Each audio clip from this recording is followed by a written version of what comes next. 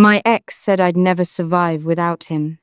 5 years later, he asked me for a job. My name is Lily Parker. The last thing Oliver said before he slammed the door was something I never forgot. "You'll come crawling back," he told me. "You can't survive without me." The door shook in its frame after he left. The apartment felt empty in a way I had never felt before. I stood in the middle of the living room with one suitcase beside me and tears burning in my eyes. My hands trembled as I checked my bank app again. $43. That was all I had. Oliver used to handle most of the bills. When he moved out, the truth hit me like cold water. I had almost nothing. I sat on the couch that used to belong to both of us. The silence felt heavy. Part of me wanted to run after him. Another part of me refused. Oliver always said I was weak. He said my ideas were stupid. He laughed every time I talked about starting my own online business. "You're dreaming too big," he used to say. "People like you don't build companies." That night I cried harder than I ever had. But even through the tears, one thought stayed in my mind. I would never give him the chance to say he was right. The next morning felt worse. Sunlight came through the curtains like it always did, but nothing felt normal anymore. Oliver's coffee mug still sat on the kitchen counter. I stared at it for a long time. Then I picked it up and threw it in the trash. My chest hurt when it hit the bin. I opened my laptop and checked my email. Rent was due in 3 weeks. My part-time job at a small clothing shop barely covered groceries. Fear settled deep in my stomach. I spent the whole morning searching for extra work. I applied for anything I could find. Data entry, customer support, night shifts. By afternoon, I had a headache. I closed my laptop and leaned back in the chair. That was when I noticed an old notebook on the desk. The blue cover was bent at the corners. Inside were pages of notes I had written a year before. My business idea. I had planned to build an online service that helped small artists sell their work easily. I had drawn rough website designs and written simple plans. Oliver once read it and laughed. "You?" he said. "Run a company? Be serious." I ran my fingers over the pages. For the first time since the breakup, a small spark lit inside me. The spark did not turn into success right away. For months, my life felt like one long struggle. During the day, I worked at the clothing shop.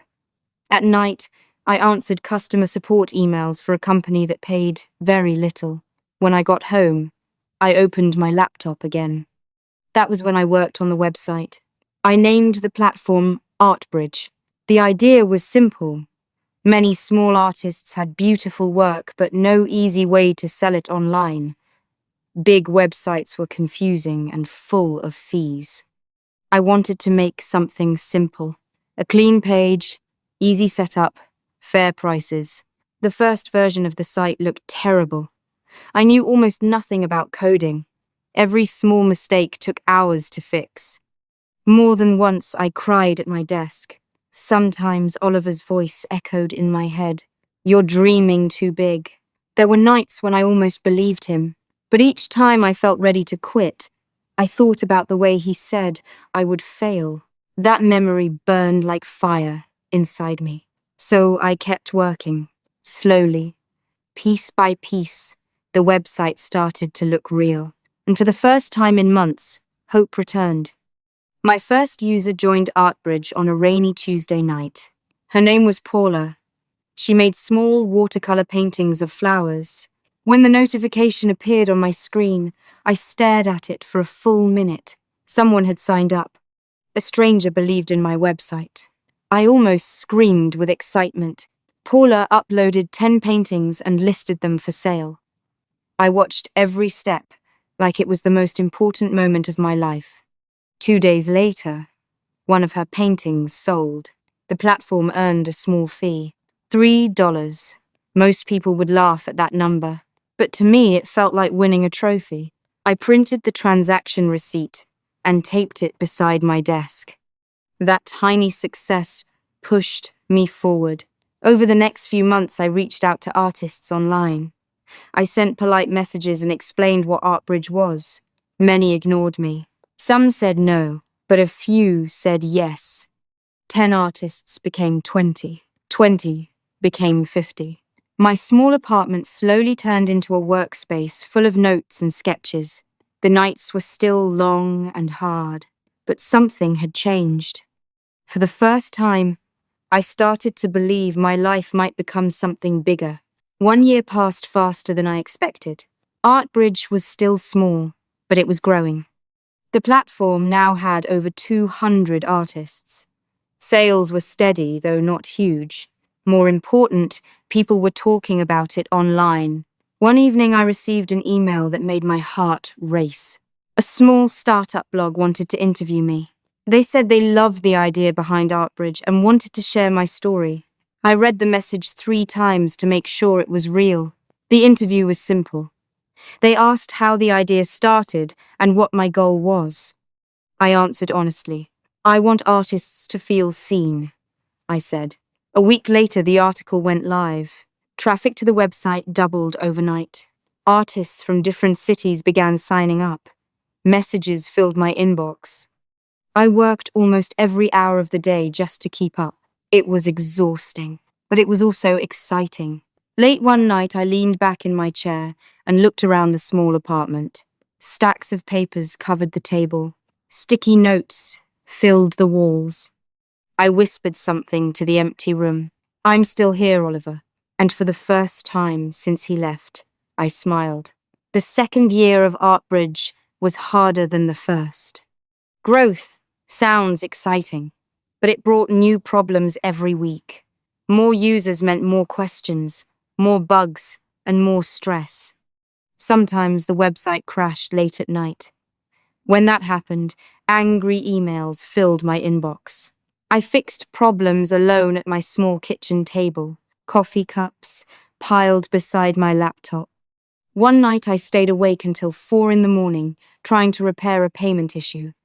When the site finally worked again, I rested my head on the table and laughed from pure exhaustion. But something important was happening. Artists were making real money. Paula, the first painter who joined, sent me a message. "Your website changed my life," she wrote. "I sold 20 paintings this month." I read her message twice. Moments like that reminded me why I started. Slowly, ArtBridge became known in small online art groups. People shared links and told their friends. By the end of the second year, over 1,000 artists had joined the platform. That night, I looked at the numbers on my screen. For a long time, I sat in silence. Then I whispered, almost in disbelief, "This is really happening." Success did not erase my fear. Money was still tight. Most of the income went straight back into the business. I upgraded servers, improved the website, and paid small marketing costs. My apartment still looked the same. Same couch, same tiny desk, same old laptop that sometimes froze when too many tabs were open. But something inside me had changed.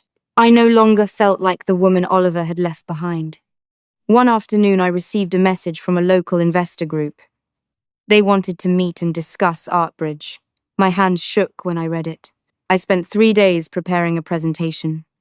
I practiced explaining the platform again and again in front of my mirror. When the meeting day came, I wore my best blazer and walked into their office with my heart pounding.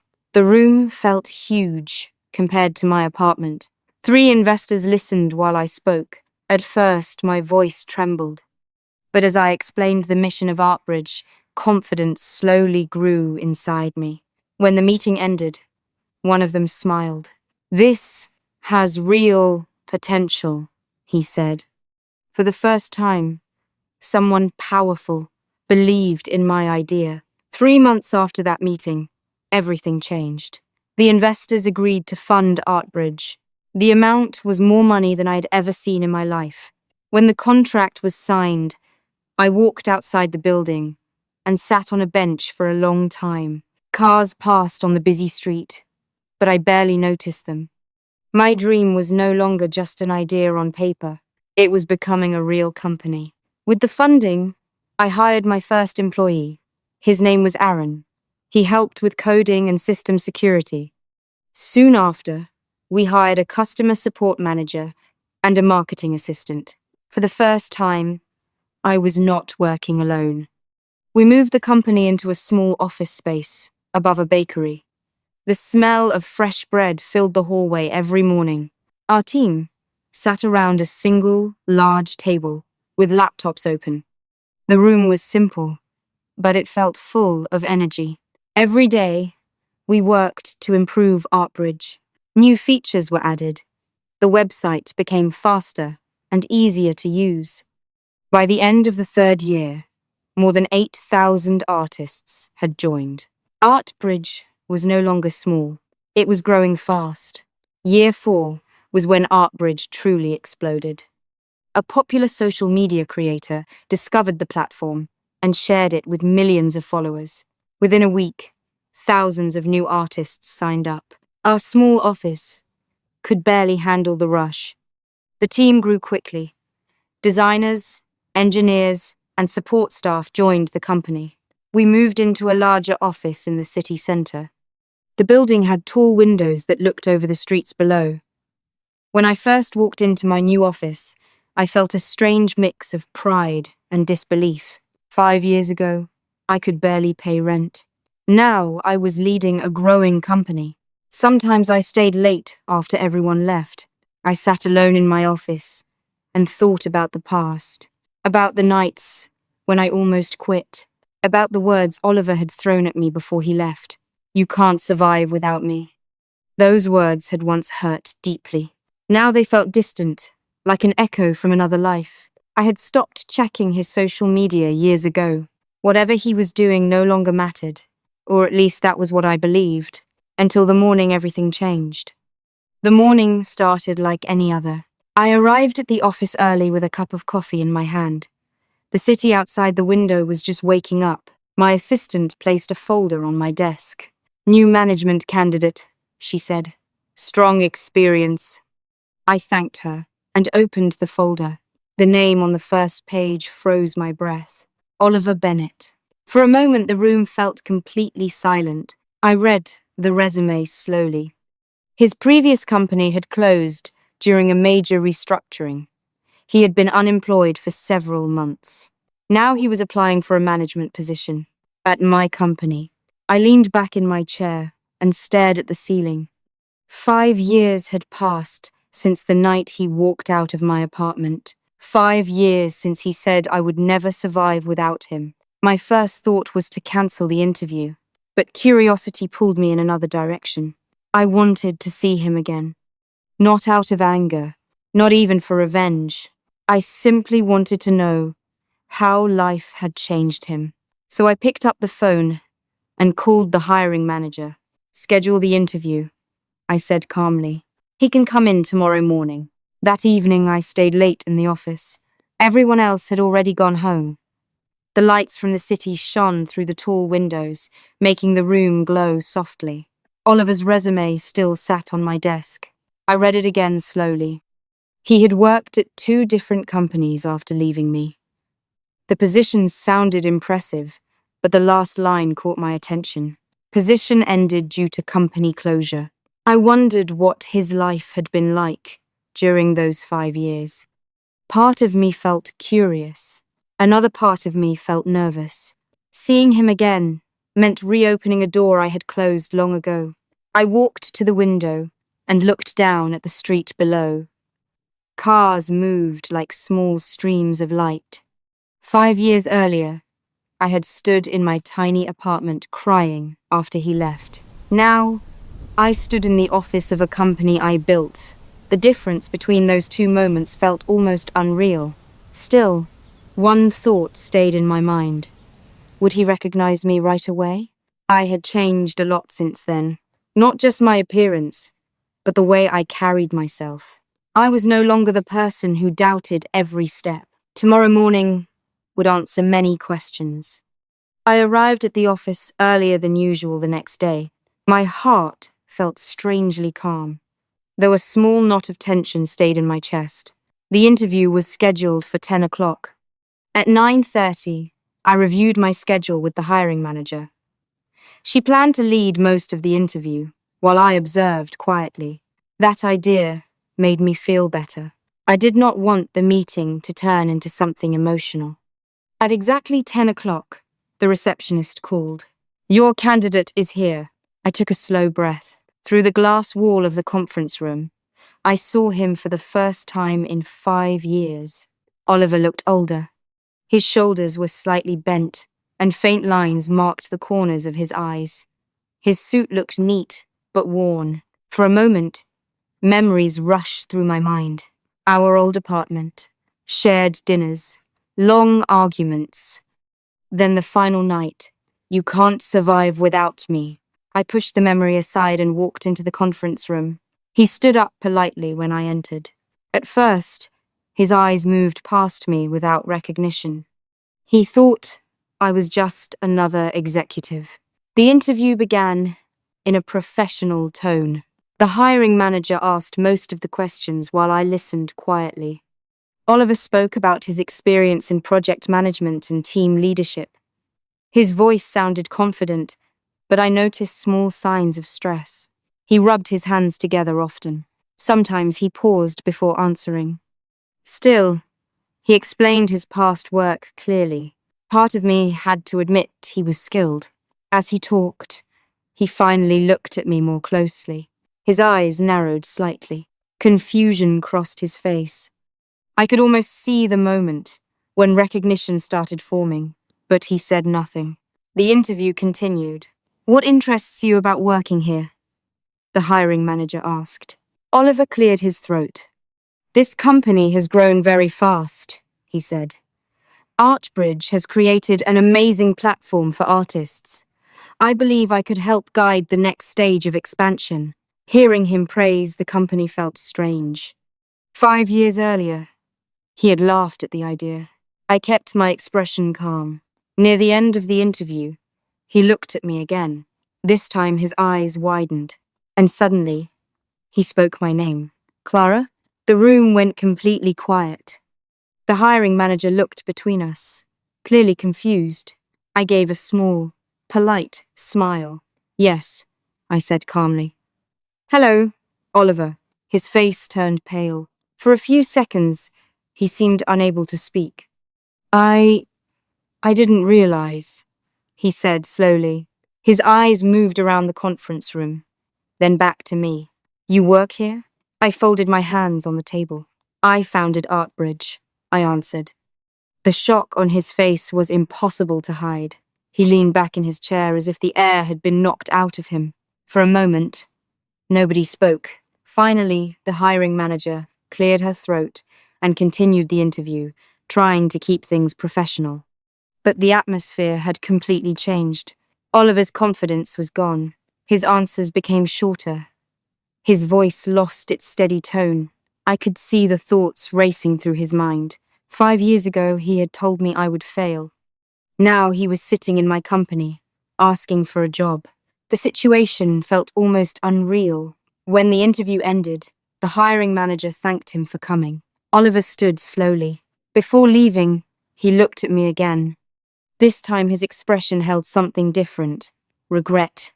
After the interview, the hiring manager closed the door and looked at me with wide eyes. "Was that really your ex?" she asked. I nodded. She shook her head slowly. "That must have been awkward." I gave a small laugh. "A little," I admitted. She sat across from me and opened her notes. "From a professional view," she said, "his experience is decent. But he seemed very nervous after recognizing you." I understood why. Life had changed the balance between us completely. Still, I did not make a decision right away. "I'll think about it," I told her. Later that afternoon, I sat alone in my office. The city outside was bright with afternoon sunlight. I thought about the past again, not just the painful parts. I also remembered the person I used to be. Back then, I had believed every cruel word he said. Now those words had no power over me. My phone buzzed on the desk. A message from reception appeared. Oliver is still downstairs. He asked if he could speak with you privately. I stared at the message for a long moment. Then I stood up. Some conversations should not stay unfinished forever. I took the elevator down to the lobby. Each floor passed slowly, and I felt a quiet tension in my chest. I was not afraid of Oliver anymore, but seeing him again stirred old memories. When the elevator doors opened, I spotted him right away. He stood near the large glass windows, looking out at the street. His shoulders seemed tense. When he noticed me walking toward him, he straightened. For a moment, neither of us spoke. "Thanks for coming down," he said. His voice sounded softer than I remembered. "What did you want to talk about?" I asked. He rubbed the back of his neck before answering. "I just didn't expect to see you there," he said. "I had no idea you were the founder." I nodded calmly. "It's been 5 years," I said. He looked down at the floor for a moment. "You look different," he said. "Life changes people," I replied. A small, awkward silence followed. Finally, he took a deep breath. "I owe you an apology," he said. The words hung in the air between us. 5 years ago, I had once wished to hear them. Now, I simply waited to see what he would say next. Oliver shifted his weight, as if the words were heavy. "I wasn't a good partner back then," he admitted. I stayed quiet, letting him continue. "I was arrogant," he said. "When my career started going well, I thought I knew everything." His eyes briefly met mine. "I shouldn't have said those things to you." The memory of that night flashed through my mind. "You said I couldn't survive without you," I reminded him. He nodded slowly. "I know," he said. "I regret that more than anything." For a moment, I studied his face. He looked older, but the biggest change was not in his appearance. It was in his attitude. The man standing in front of me no longer seemed full of confidence. Instead, he looked tired. "What happened after we broke up?" I asked quietly. He sighed. "I kept working at the same company for a few years," he explained. "Then management changed. The company started losing money." He paused. "Eventually it shut down." I could hear the disappointment in his voice. After that, finding work was harder than I expected. For the first time, I realized life had not been easy for him either. We sat down in the small waiting area near the lobby. For a few minutes we talked about simple things. Work, the city, mutual friends we had not seen in years. The conversation felt strange, but calm. Finally, Oliver spoke again.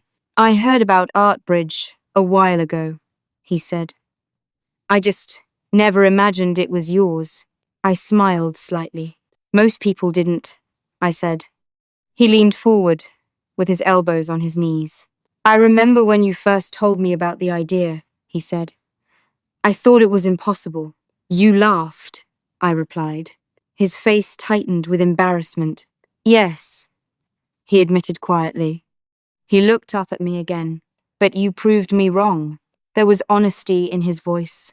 For a moment I felt something unexpected. Not anger, not satisfaction, just a quiet sense of closure. People sometimes imagine revenge as something loud and dramatic. But in that moment, the truth was simple. My success had already answered every insult he once threw at me, without needing to say a word. Oliver looked nervous again after a short silence.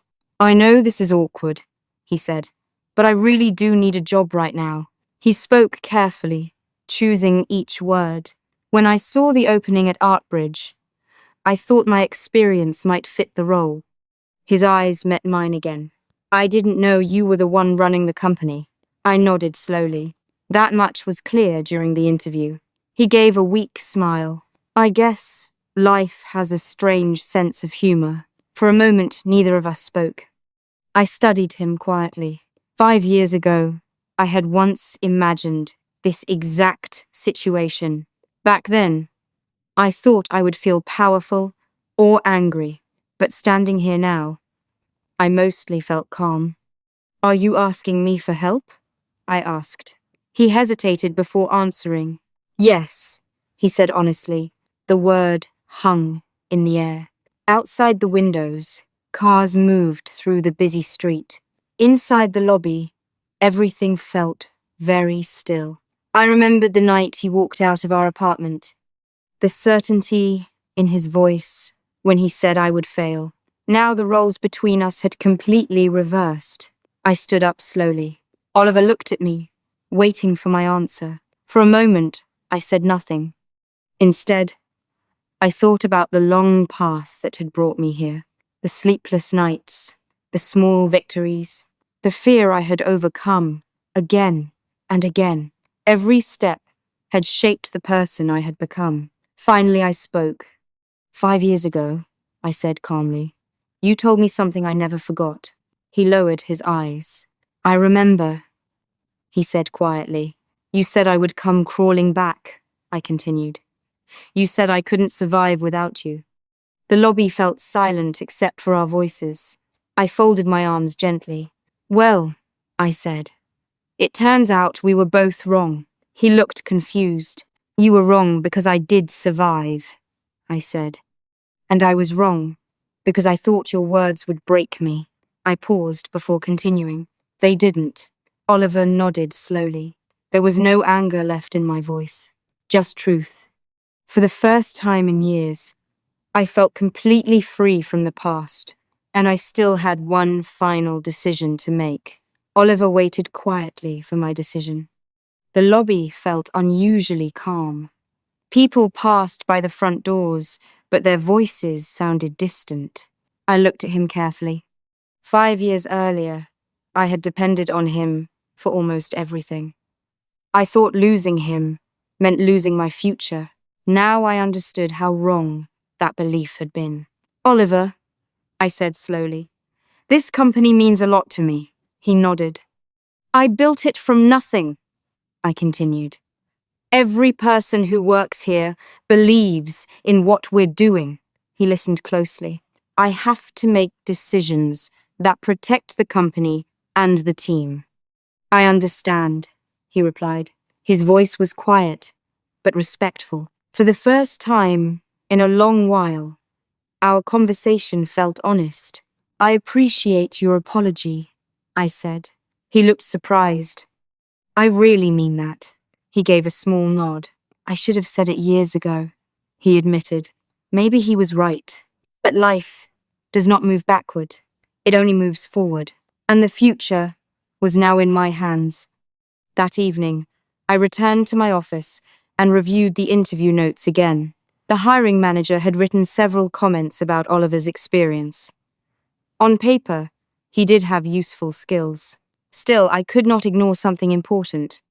The company had grown because of trust. Every member of the team believed in the mission behind ArtBridge.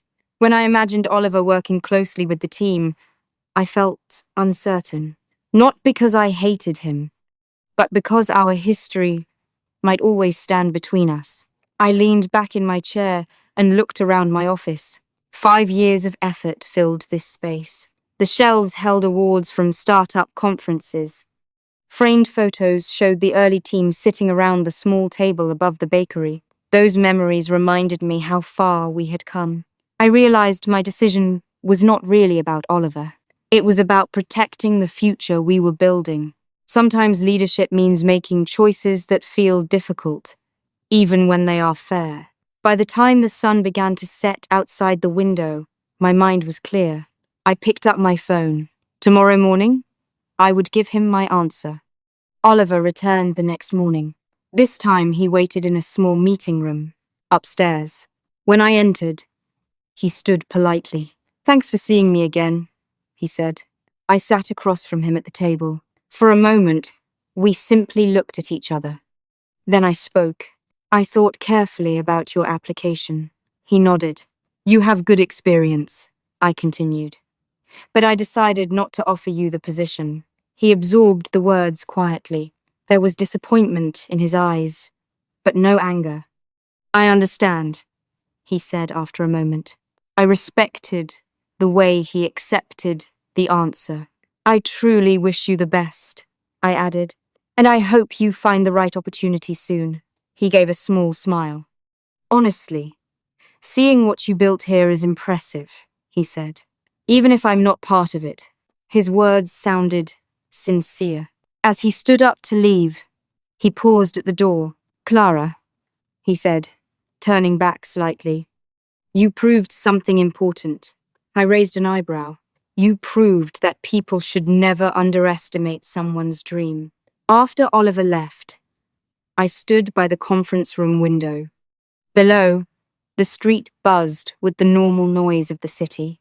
I watched as he stepped outside the building and disappeared into the crowd. 5 years ago, that moment would have felt like revenge. But now, it felt different, quieter, more peaceful. I returned to my office and sat at my desk. Emails waited for answers. New artist applications needed review. The company continued moving forward. A message popped up from Paula, the first painter who joined ArtBridge years ago. She sent a photo of her latest art show. Couldn't have done this without your platform, she wrote. I smiled at the screen. Moments like that reminded me why the long nights had been worth it. ArtBridge was never only about money or success. It was about giving people a chance to share their work with the world. And somehow, in the process, I had also rebuilt my own life. Not because someone helped me, but because I believed in myself.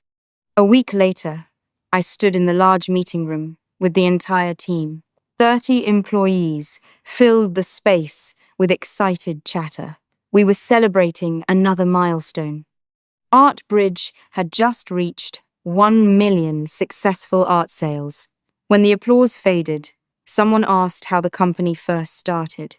I smiled at the familiar question. It began in a small apartment, I told them.